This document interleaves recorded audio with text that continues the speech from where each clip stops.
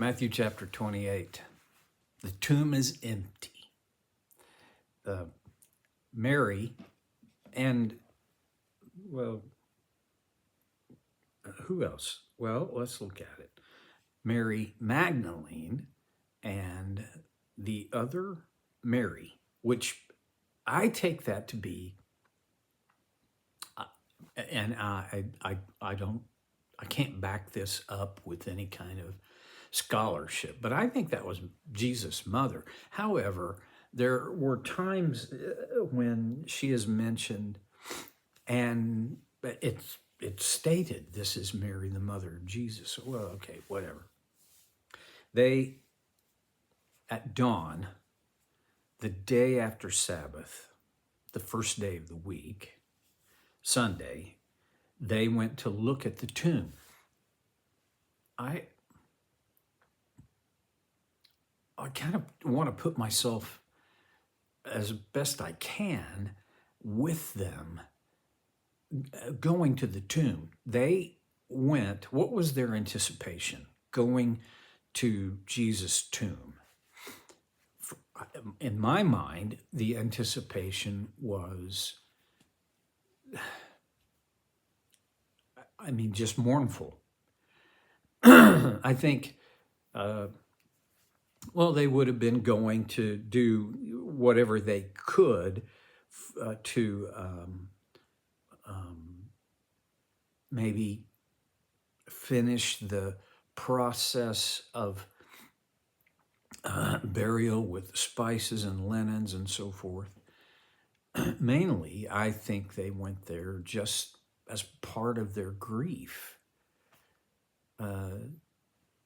But they had quite a big surprise waiting for them. Matthew 28, chapter 2, there was a violent earthquake, for an angel of the Lord came down from heaven, and going to the tomb, he rolled back the stone and sat on it. If I was going to make a movie of this is how the movie in my mind work goes. When the angel came from heaven, whether he came out of the sky or just appeared, and put his foot down on the earth, there was an earthquake.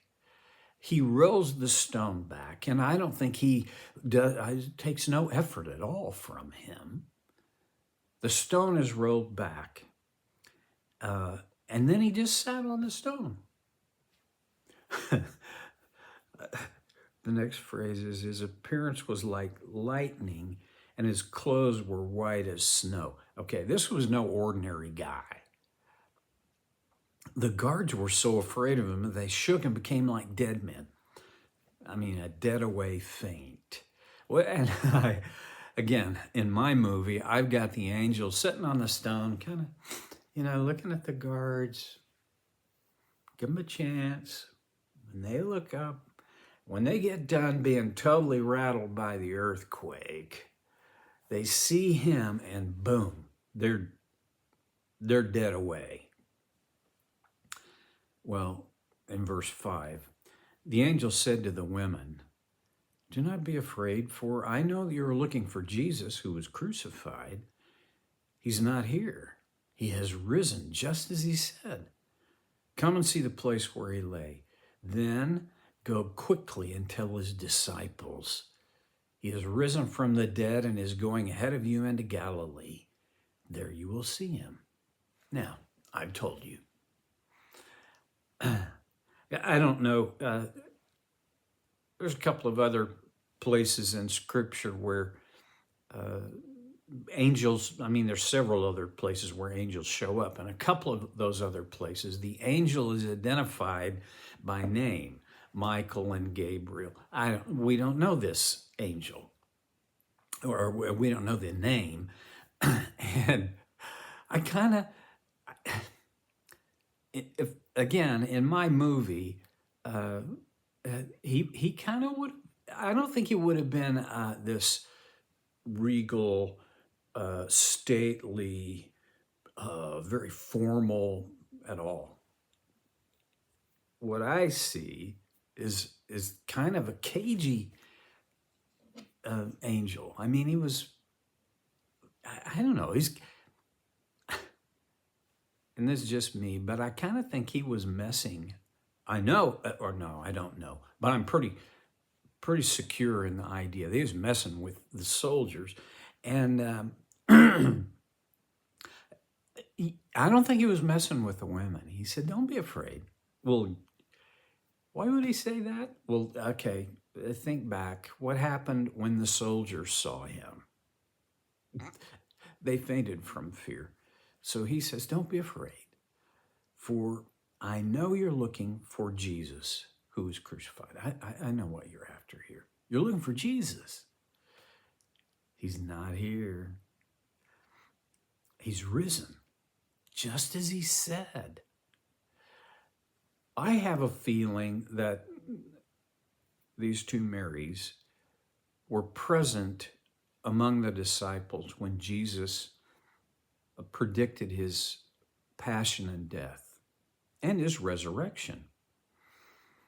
The disciples, they didn't get it. I mean, they had heard it, but I don't know what happened. Did they forget it, or did they just not take it seriously? I don't know. And then the angel says, come on, come see the place where he was laid. In other words, confirm for yourself. Then go quickly and tell his disciples. I like that idea. Hurry up, get out, go. And here's what you tell him. He has risen, just as he said. He has risen from the dead and is going ahead of you into Galilee. There you will see him. Now, I've told you. It's like, okay, my job here is done. So the women hurried away from the tomb. This is verse 8. Afraid, yet filled with joy, and ran to tell his disciples. Suddenly, Jesus met them. That word suddenly. Suddenly Jesus met them. Greetings, he said. Which is another way of saying hello. They came to him, clasped his feet, and worshiped him. Well, yeah. Can you imagine what they must have been feeling? I think their feelings far outweighed their thinking in this moment. Their feelings would have been,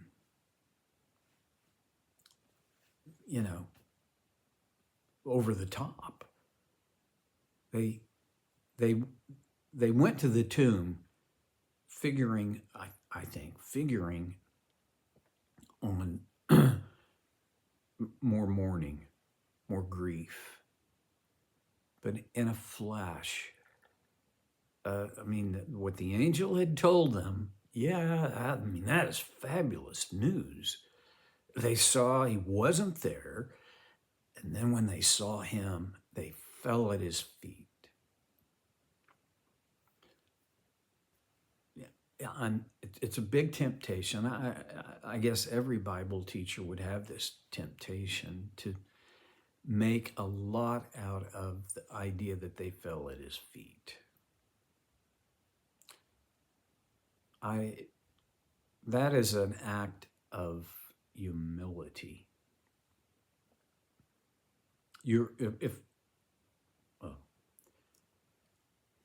I don't think I fall at Jesus' feet often enough. I acknowledge him. I love him. I tell him so, but falling at his feet, well, that, it's up to you. Then Jesus said to them, do not be afraid. Go and tell my brothers to go to Galilee. There they will see me. What would they have been afraid of? For me, I think they were afraid of, if they let him go, he would disappear. Don't be afraid of that. Just go tell my brothers. That's an interesting little deal. The angel said, go tell his the disciples. And Jesus says, go tell my brothers. That's when you just buzz right through, except it's worth at least a brief pause and reflect on the idea that Jesus, he states the relationship. It's not teacher, student, it's not master, disciples, it's brothers. Okay. And he says, go to Galilee. In other words, where were they at this point in time? Well, they were in Jerusalem. And Jesus says, going back to Galilee. You'll see, and they're going to see me. Well, other Gospels talk about when Jesus appeared to the disciples. They're in Jerusalem, in the house where they were, where the doors were locked and the windows were barred, and he appears among them. So is that a contradiction? That Jesus said, I will appear to them, they'll see me in Galilee? No, because they went on to Galilee, and he appeared to them there. Okay, keep going, Steve. Verse 11, while the women were on their way, this so summarizes the Pharisees and the chief priest to me. While the women were on their way, some of the guards went into the city and reported to the chief priests everything that had happened. Why some? I think it's, first of all, everybody didn't need to go, but more important, in Roman protocol was if you're assigned to guard someone and they escape, then you get the punishment that escapee was supposed to get. Well, Jesus had already had his punishment, but for this to have happened under their watch was no small thing. There would have been, at the very least, reprimand involved. Well, they reported to the chief priest. They didn't go back to Pilate. I wouldn't either. When the chief priest had met with the elders and devised a plan, they gave the soldiers a large sum of money, telling them, you're to say, his disciples came during the night and stole him away while we were asleep. Well, I'm not a military guy. I've never been on watch, but the things that I've read lead me to believe that if there's probably here, I think there were several guards, and someone should have been awake while the others slept, right? I mean, keep watch. And the chief priests and the Pharisees, they decided, well, we can take care of this. And they were very wealthy. Sometimes that gets, for me, I forget that about the Pharisees, but money was not a problem to these guys. They took a large sum of money, and I don't know how much. We're not given that. But I'm thinking it was not just a tip. It was a large sum of money as a bribe. And then they said, here's what you tell people, that his disciples came and took him away while you were asleep. I just nodded off, and the next thing I knew, well. And then they said in verse 14, if the report gets to the governor, we will satisfy him and keep you out of trouble. They were masters at covering their tracks.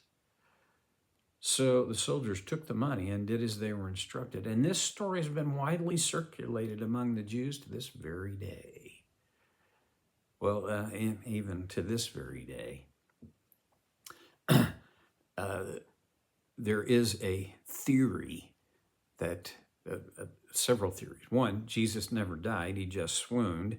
Two, uh, his disciples did, in fact, carry him off. He's buried somewhere. We don't know where. And then the truth, he is no longer in the grave because he is risen from the dead. What does this mean for us? I'm going to stew on that and let you stew on it. Until next time on So Care with Stevie Boy.